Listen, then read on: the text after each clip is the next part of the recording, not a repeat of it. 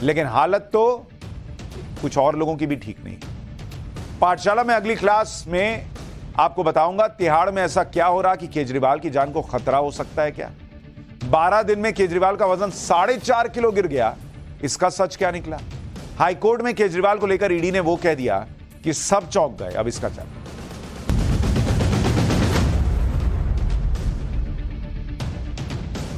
आज आम आदमी पार्टी के सांसद संजय सिंह के जेल से छूटने का जश्न मना रही है पार्टी। संजय सिंह को कल जमानत मिली थी, आज वो तिहाड़ जेल से शर्तों के साथ छूट गए। लेकिन संजय सिंह के छूटने का मतलब यह नहीं कि आम आदमी पार्टी की मुसीबत भी पीछे छूट गई। आज ईडी ने हाईकोर्ट में ऐसा खुलासा कर दिया कि जेल के अंदर अरविंद केजरीवाल और बाहर पार्टी की टेंशन बढ़ गई। केजरीवाल के मामले में ईडी ने आज हाईकोर्ट में जो कहा है उससे लगता है कि आज फिर केजरीवाल की रात तिहाड़ में बेचैनी में ही कटेगी। लेकिन ईडी ने ऐसा क्या खुलासा किया वो भी आपको बताऊंगा। लेकिन पहले एक बात तो आम आदमी पार्टी समझ चुकी है कि केजरीवाल का जेल से बाहर आना इतना आसान नहीं। इसलिए पार्टी इस तरह का माहौल बनाने में जुटी है जिससे किसी तरह से केजरीवाल को हेल्थ ग्राउंड पर राहत मिल जाए। आज आम आदमी पार्टी ने अरविंद केजरीवाल की सेहत को लेकर बीजेपी पर 2 बड़े आरोप लगा दिए।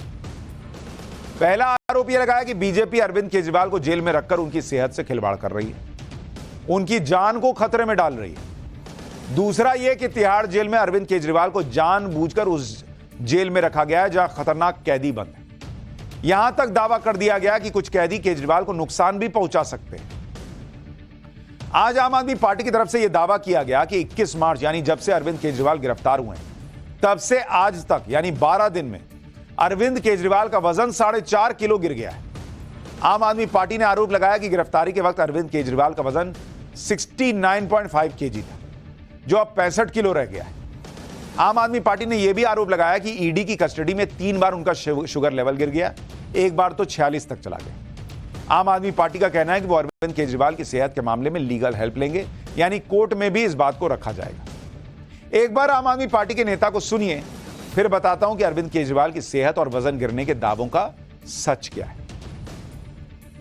जब से अरविंद केजरीवाल जी को भारतीय जनता पार्टी शासित केंद्र सरकार ने गिरफ्तार किया है, उनके स्वास्थ्य पर एक जबरदस्त खतरा मंडरा रहा है।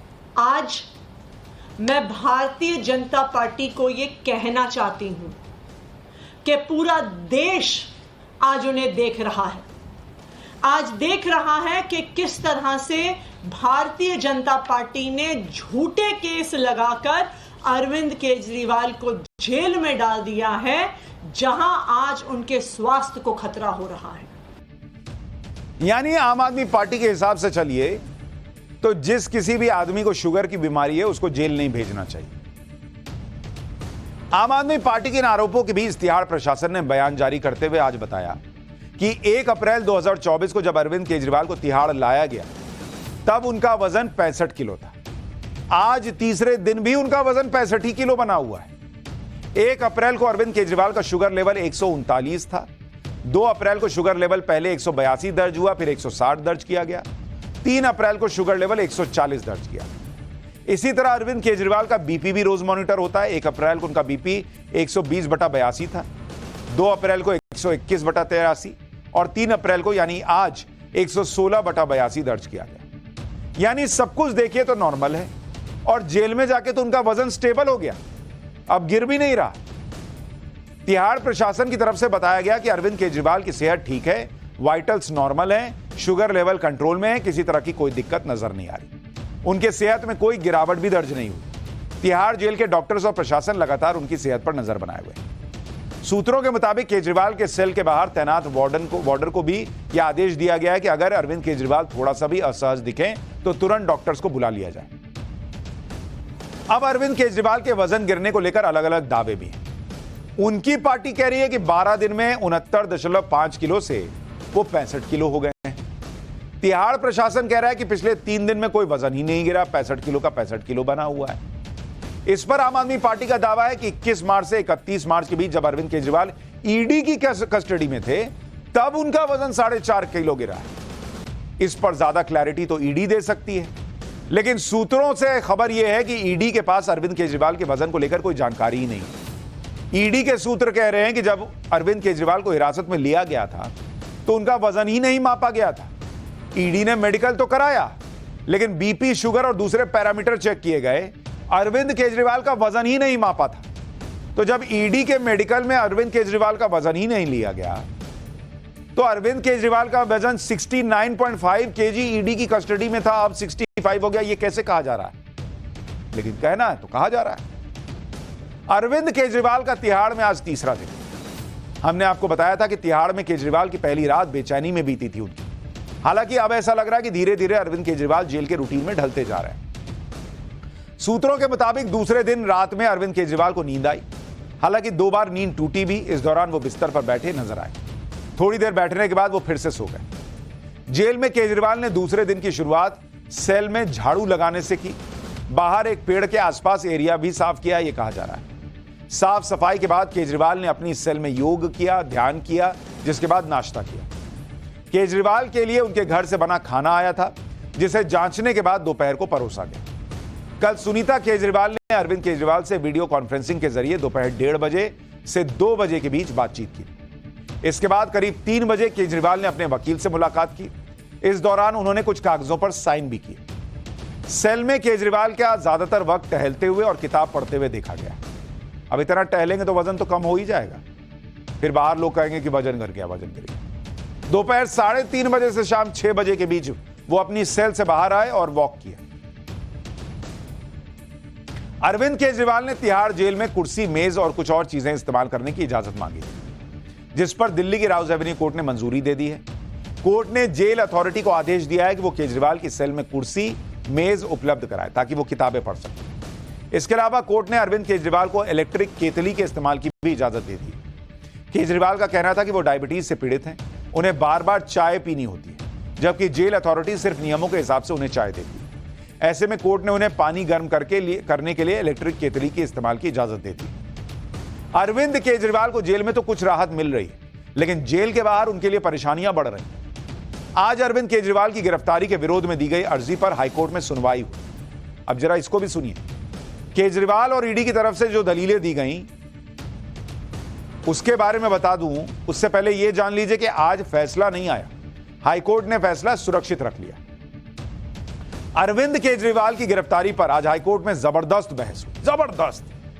अरविंद केजरीवाल की तरफ से अभिषेक मनु सिंघवी ने कई दलीलें रखी और ईडी की तरफ से एएसजी एसवी राजू ने उनका जवाब दिया और वो अलग ही फॉर्म में दिख रहे थे। पहले केजरीवाल के बचाव में अभिषेक मनु सिंघवी ने जो अहम दलीलें दी वो सुनिए, फिर बताऊंगा कि ईडी ने कैसे उन दलीलों की धज्जियां उड़ाने का काम किया।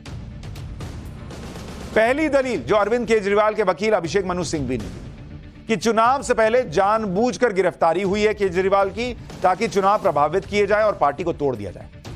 उन्होंने लेवल प्लेइंग फील्ड का बात की कि मतलब केजरीवाल को गिरफ्तार करना लेवल प्लेइंग फील्ड नहीं है, मतलब सबको समान स्तर पर रहकर चुनाव लड़ने का मौका नहीं मिल रहा, खेलने का मौका नहीं मिल रहा। दूसरी दलील, सेलेक्टिव बयान लेकर उन्होंने अरविंद केजरीवाल के खिलाफ इस्तेमाल किया है। तीसरी दलील, कोई पैसा रिकवर नहीं हुआ, मनी ट्रेल का काम नहीं पता, मनी ट्रेल का कुछ पता नहीं। चौथी दलील, कोई नए बयान दर्ज नहीं किए गए, पुराने बयानों के आधार पर गिरफ्तारी हो रही है। पांचवी दलील, ईडी के पास कोई सबूत ही नहीं। यह अभिषेक मनु सिंघवी ने अपनी तरफ से बातें रखी। ईडी की तरफ से भी केजरीवाल की दलीलों का जवाब दिया गया। जैसे चुनाव के वक्त गिरफ्तारी पर ईडी ने अपनी दलील में कहा कि इस मामले की जांच अभी नहीं 2022 से चल रही, बयान दर्ज कराए जा रहे और गिरफ्तारियां हो रही। ईडी ने एक उदाहरण भी दिया और कहा कि मान लीजिए एक आतंकवादी है जो नेता भी है और वो आर्मी की गाड़ी को बम से उड़ा देता है, लेकिन कहता है कि उसे इलेक्शन में खड़ा होना है तो तुम मुझे हाथ नहीं लगा सकते। तो ये क्या कोई दलील हुई कि भाई तुम कुछ भी अपराध कर दो लेकिन तुम नेता हो और तुमको इलेक्शन लड़ना है तो तुमको नहीं गिरफ्तार किया जाएगा? ईडी पूछ रही है ऐसा होता है क्या? इसी तरह से ईडी ने एक आम आदमी का उदाहरण दिया कि आम आदमी तो जेल जाता है, लेकिन कोई यह कहे कि वो चीफ मिनिस्टर है इसलिए जेल नहीं जाएगा, इसलिए वो देश को लूटेगा, पैसा बनाएगा, घूस लेगा, लेकिन उसे कोई हाथ नहीं लगा सकता कि वो चीफ मिनिस्टर है क्योंकि इलेक्शन होने वाले हैं। तो ये किस तरह की दलील हुई भाई? यानी ईडी ने बड़े कड़े शब्दों में पूछा कि ये क्या चल रहा है? आम आदमी बोलते हैं, लेकिन आम आदमी जैसा व्यवहार क्यों नहीं चाहते? केजरीवाल की तरफ से अभिषेक मनु सिंघवी ने यह भी दलील रखी कि कुछ चुनिंदा लोगों के चुनिंदा बयान के आधार पर केजरीवाल के खिलाफ एक्शन हुआ है। इस दलील पर भी ईडी ने अपनी तरफ से जवाब में कहा कि ये लोग कह रहे हैं कि हमारे रिकॉर्ड किए गए स्टेटमेंट्स पर भरोसा नहीं किया जा सकता, जबकि होता यह है कि इन्वेस्टिगेटिंग ऑफिसर जब किसी को पहली बार बयान देने के लिए बुलाता है तो उसके बयान दर्ज किए जाते हैं। उसके बाद जैसे जैसे केस की जांच आगे बढ़ती है तो अलग अलग तथ्य दिखाकर बयान दर्ज कराए जाते हैं। असली सत्य तो तीसरे, चौथे और पांचवें स्टेटमेंट में सामने आता है, मतलब कई बार बाद में आता है। ईडी ने यह बात कही कि कोई स्टेटमेंट सही है या गलत, इसका पता तो ट्रायल में चलेगा ना बॉस। जब चार्जशीट फाइल होगी, ट्रायल शुरू होगा, तब तय होगा कि कौन झूठ बोला, कौन सच बोला। इस स्टेज पर कि गिरफ्तारी सही है कि या नहीं, या किसी को बेल देनी है या नहीं, इस स्टेज पर आप किसी का स्टेटमेंट कैसे सही या गलत मान सकते हैं? फिर तो इन्वेस्टिगेटिंग ऑफिसर की भूमिका जो है वो कोर्ट एक तरह से कर रहा है, ये ईडी की तरफ से कहा गया। केजरीवाल की तरफ से यह दलील भी दी गई कि कोई पैसा अभी तक रिकवर नहीं हुआ, मनी ट्रेल का पता नहीं चला है। शराब घोटाले में पूरी आम आदमी पार्टी भी बार बार यही दलील देती। आज कोर्ट में ईडी ने इस बड़े अहम आरोप पर साफ साफ जवाब दिया। ईडी ने कहा कि ये लोग बार बार दलील दे रहे हैं कि आरोपियों के घर से 1 रुपया नहीं मिला। ईडी ने कहा कि पैसा मिलेगा कैसे? बॉस, पैसा गोवा चुनाव में खर्च कर दिया तो पैसा घर पे कैसे मिलेगा? जब ईडी इसे लेकर सवाल करती है कि पैसा कहां है, तो बचाव में कहा जाता है कि हमें नहीं पता। ईडी के वकील ने कहा कि शराब घोटाले के आरोपी अपने बचाव में यह भी कहते हैं कि अगर उन्होंने गलत किया है तो पैसा उनके घर से मिलना चाहिए। अगर आपने पैसा किसी को ये दे दिया तो घर से पैसा कैसे मिलेगा बॉस? ईडी पूछ रही है। भाई, पैसा लिया और खर्च कर दिया तो पैसा कैसे मिलेगा?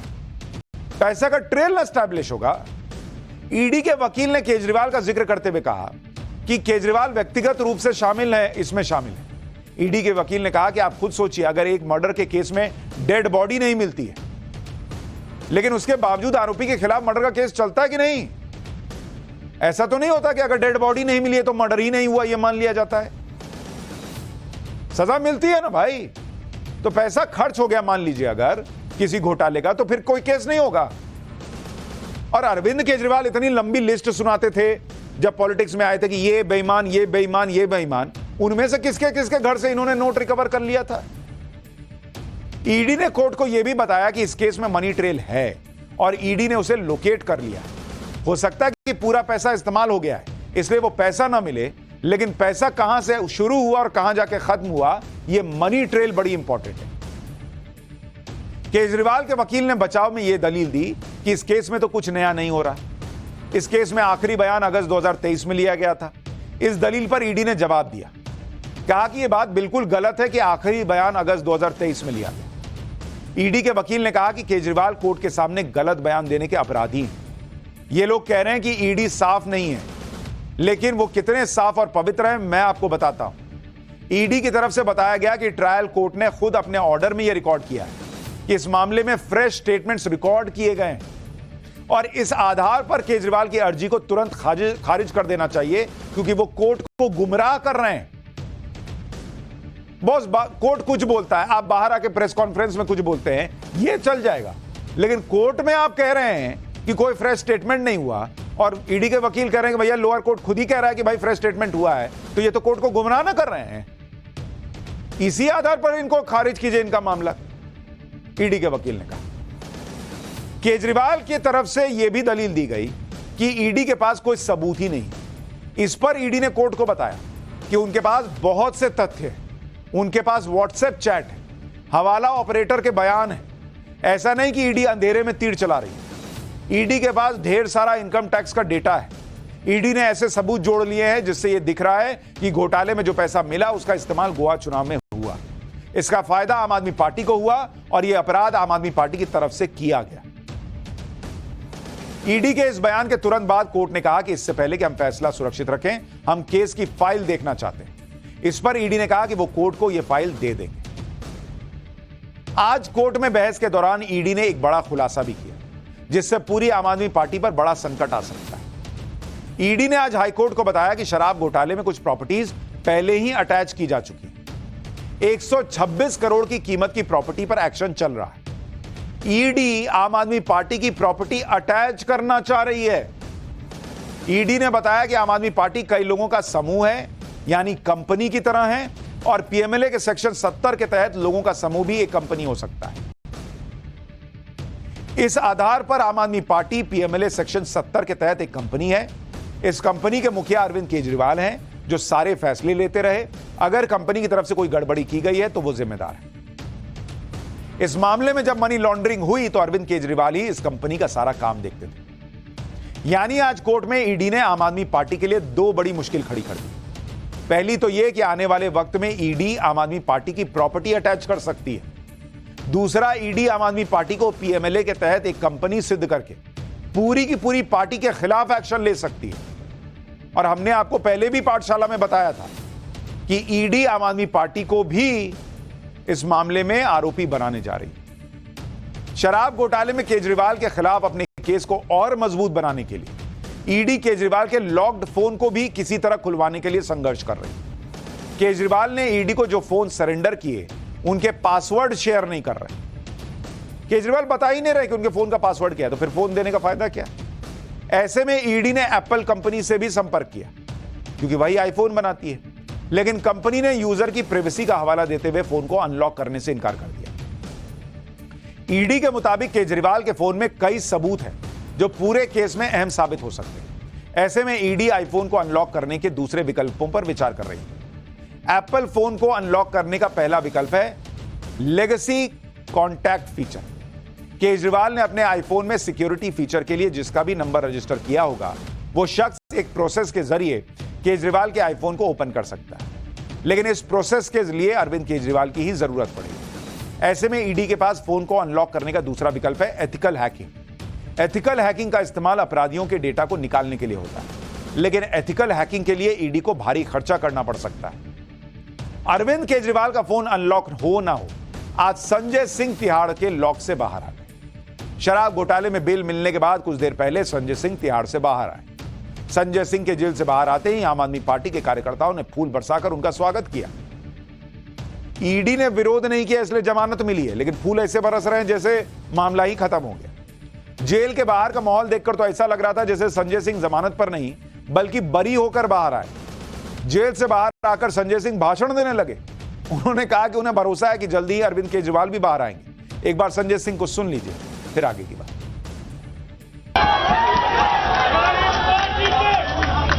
सबसे बड़ा नेता अरविंद केजरीवाल, मनीष सिसोदिया, सत्येंद्र जैन को इन जेल की सलाखों के पीछे रखा गया है। मुझे पूरा भरोसा है कि जेल के ताले टूटेंगे और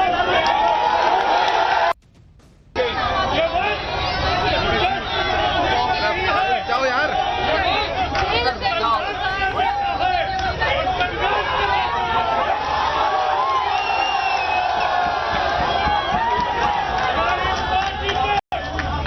सबसे बड़ा नेता अरविंद केजरीवाल। संजय सिंह को कुछ शर्तों के साथ जमानत मिली है। संजय सिंह को पासपोर्ट कोर्ट में सरेंडर करना होगा, यानी वो देश नहीं छोड़ सकते। अगर वो दिल्ली एनसीआर से बाहर जाएंगे तो अपना पूरा शेड्यूल ईडी को बताना होगा। वो अपना फोन नंबर जांच अधिकारी को बताएंगे, जिसकी लोकेशन को हमेशा ऑन रखना होगा। संजय सिंह शराब घोटाले में अपने रोल को लेकर मीडिया या सार्वजनिक जगहों पर चर्चा नहीं करेंगे। जमानत की एक अहम शर्त यह भी है कि संजय सिंह सबूतों के साथ कोई छेड़छाड़ नहीं करेंगे। उधर आम आदमी पार्टी की नेता आतिशी ने कल जो कथित खुलासा किया था, उस पर वो फंसती नजर आ रही। दिल्ली बीजेपी ने आतिशी को कानूनी नोटिस भेज दिया है। आतिशी ने आरोप लगाया था कि बीजेपी नेता उनको ऑफर दे रहे हैं कि बीजेपी में आ जाओ। आतिशी के इस बयान के बाद बीजेपी ने उनसे माफी मांगने की मांग की। जब ऐसा नहीं हुआ तो बीजेपी ने आतिशी को मानहानि का नोटिस भेज दिया। इस पर बीजेपी क्या कह रही है, सुन लीजिए। हमने कल ही कहा था कि अगर आपके पास कोई तथ्य है तो रखिए, अन्यथा माफी मांगे, नहीं तो हम आपके खिलाफ कानूनी कार्रवाई करेंगे। तो उनको डेफेमेशन नोटिस दिया है। हम उनसे 4 चीजें पूछ रहे हैं। किसने संपर्क किया, कोई नाम तो होगा ना, किसी ने तो बात की होगी, उसका नाम बताइए। वो कहते हैं मेरे नजदीकी रिश्तेदार को संपर्क किया, उस रिश्तेदार का नाम बताइए। किस तरह से संपर्क किया, कोई आके मिला था क्या, किसी ने फोन पे बात की थी? अगर ऐसा है तो अपना फोन दीजिए, उसको इन्वेस्टिगेशन करवाते हैं। आप झूठ बोलेंगे और भाग जाएंगे, इस बार ऐसा नहीं होगा। यानी बीजेपी ताल ठोक कर कह रही है कि भैया हमने इनको कहीं नहीं बुलाया, कोई पार्टी में नहीं बुलाया, ये गलत बोल रही हैं। उन्होंने कर दिया मानहानि का केस। अब अगर आतिशी ठीक हैं, सच बोल रही हैं, तो वो भी ताल ठोक कर सबूत रख दें कि फलाना आदमी था, इससे फलाने आदमी ने संपर्क किया था, ये फोन कॉल की रिकॉर्डिंग है, ये वीडियो है, कुछ है, कुछ रखें सबूत। लेकिन सबूत तो ये लोग बहुत दिन से रख रहे हैं। खैर, आम आदमी पार्टी में तो भूचाल आया हुआ है। अब पाठशाला में अगली क्लास में उस भूचाल के बारे में बताता हूं जो 25 साल बाद आया और ताइवान से चीन तक हड़कंप मच गया।